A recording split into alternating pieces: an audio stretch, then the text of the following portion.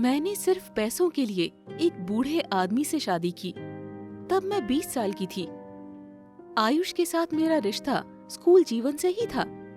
हम दोनों ही middle class family से थे। शादी के बाद आयुष गैराज में था और मैं एक कैफे में काम करती थी। हम साथ रहते थे और दोनों काम करने के बावजूद कष्ट से जीवन यापन करते थे। लेकिन हम एक दूसरे से बहुत प्यार करते थे।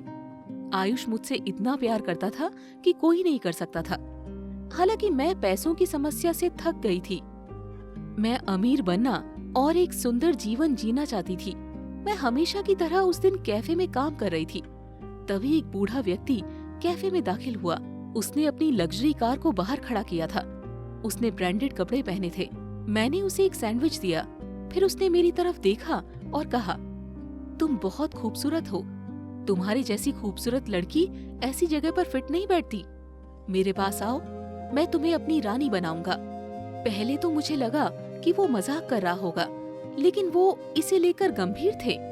मैं आयुष से प्यार करती हूँ, इसीलिए मैं उनके प्रस्ताव से राजी नहीं हुई।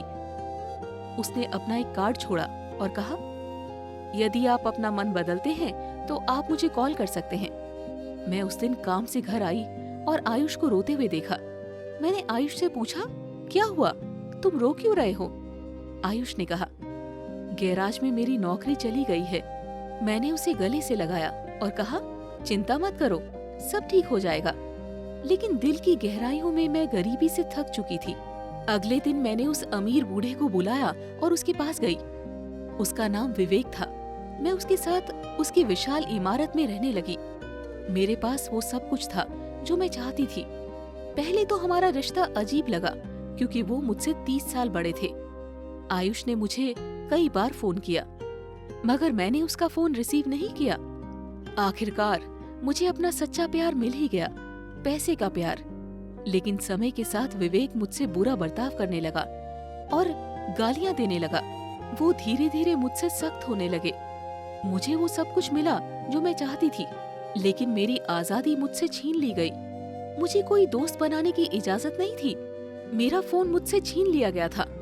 मुझे केवल विवेक के साथ बाहर जाने की इजाजत थी।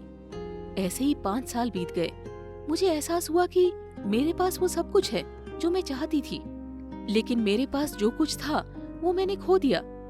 मैंने ऐसे किसी व्यक्ति को खो दिया जो वास्तव में मुझसे प्यार करता था। एक दिन विवेक व्यापार के सिलसिले में विदेश जाता है। मैं इस मौके का इस्तेमाल करके वहाँ से भाग गई। मुझे आयुष के घर का पता मिल गया। वो अब एक बड़े घर में रहता है। मैं दरवाजा खटखटाती हूँ। आयुष के बाहर आते ही मैंने उसे गले से लगा लिया। मैं उससे माफी मांगना चाहती हूँ और उसे बताती हूँ कि क्या हुआ। मैं उससे कहती हूँ, मुझे माफ कर दो, मैंने प्यार के ऊपर पैसे को चुना और अब मुझे पता है कि मैं गलत थी। आयुष ने गुस्से में आकर जवाब दिया, साल दर साल मुझे इस बात की चिंता थी कि तुम्हारे साथ क्या हुआ। अब बहुत देर हो चुकी है। मैं आपको बरसों से बुला रहा हूँ, लेकिन आपने नहीं सुना। अब मैं खुश हूँ। मैं शादीशुदा हूँ और मेरा एक बच्चा भी है। मेरे पास अभी 10 गैराज हैं और मैं बहुत अच्छा जीवन जी रहा हूँ। अब मैं वैसा ही जी रहा हूँ जैसा हम दोनों ने सपना देखा था। लेकिन आप एक ही बार में सब कुछ पाना चाहती थी। अब आप जहाँ से आई थी वहाँ वापस चली जाएं। मेरा दिल टूट गया था और मुझे पता था कि मैं इस तरह की सजा की हकदार हूँ। मैं वापस विवेक के घर गई।